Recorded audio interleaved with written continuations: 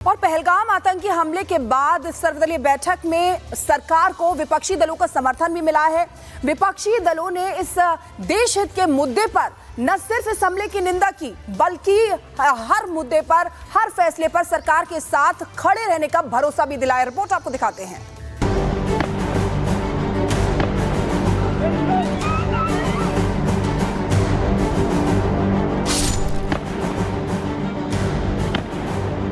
पहलगाम आतंकी हमले ने देश की आत्मा को झकझोर दिया,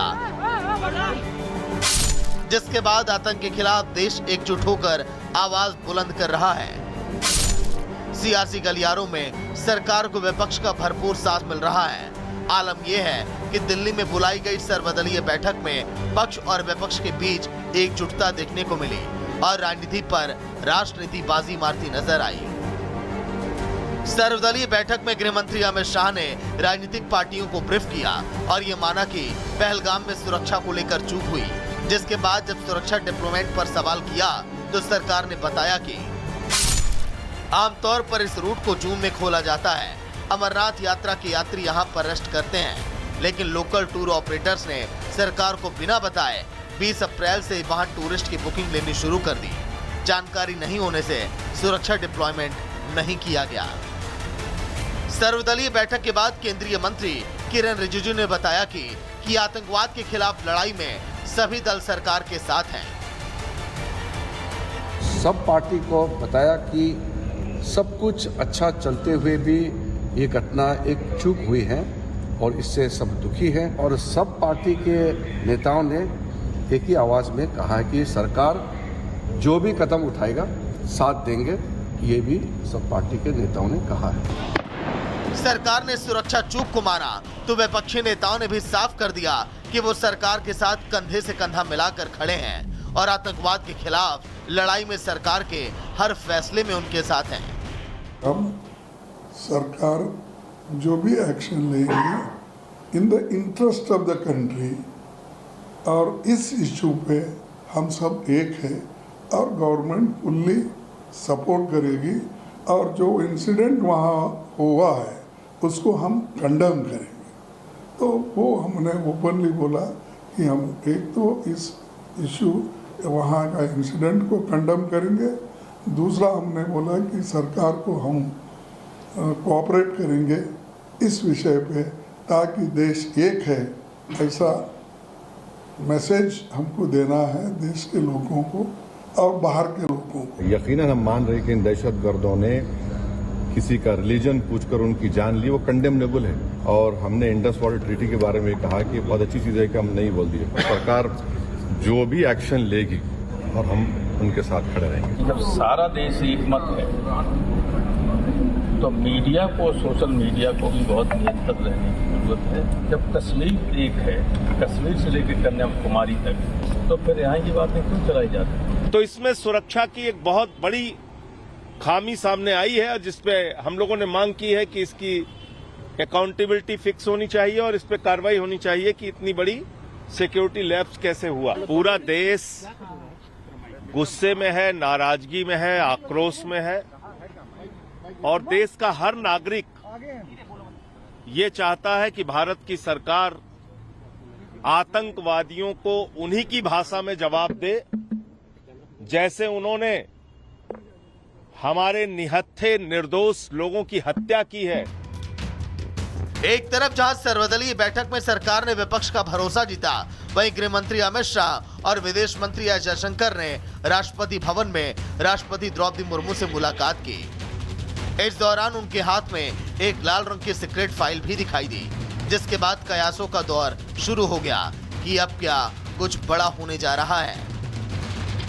लाल फाइल का राष्ट्रपति भवन पहुंचना इस बात का भी संकेत है कि भारत अब रक्षात्मक नहीं, आक्रामक रणनीतियों पर उतर आया है और अब आतंक परस्त पाकिस्तान को मुंहतोड़ जवाब देने का वक्त आ गया है और अब आतंक के खिलाफ भारत एक्शन मोड में नजर आ रहा है। Bureau report, Republic Bharat. और पहलगाम आतंकी हमले के बाद सर्वदलीय बैठक में सरकार को विपक्षी दलों का समर्थन भी मिला है। विपक्षी दलों ने इस देश हित के मुद्दे पर न सिर्फ इस हमले की निंदा की बल्कि हर मुद्दे पर, हर फैसले पर सरकार के साथ खड़े रहने का भरोसा भी दिलाया। रिपोर्ट आपको दिखाते हैं।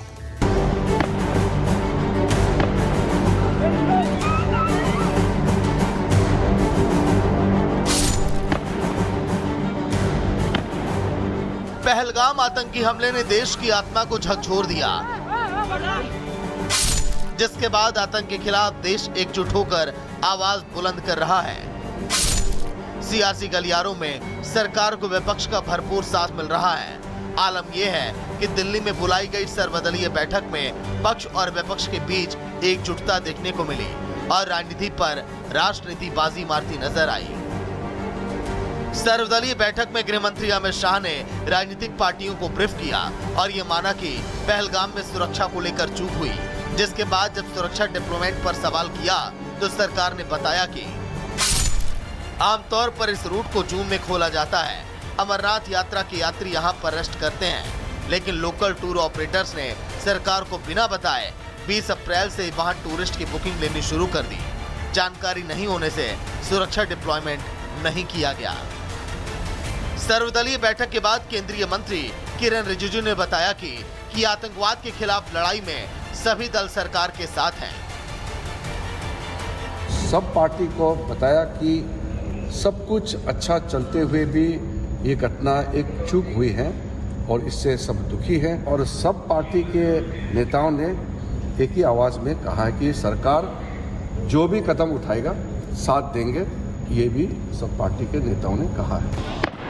सरकार ने सुरक्षा चूक को माना तो विपक्षी नेताओं ने भी साफ कर दिया कि वो सरकार के साथ कंधे से कंधा मिलाकर खड़े हैं और आतंकवाद के खिलाफ लड़ाई में सरकार के हर फैसले में उनके साथ हैं। हम सरकार जो भी एक्शन लेगी in the interest of the country और इस इशू पे हम सब एक है और गवर्नमेंट फुल्ली सपोर्ट करेगी और जो इंसिडेंट वहाँ हुआ है उसको हम कंडेम करेंगे।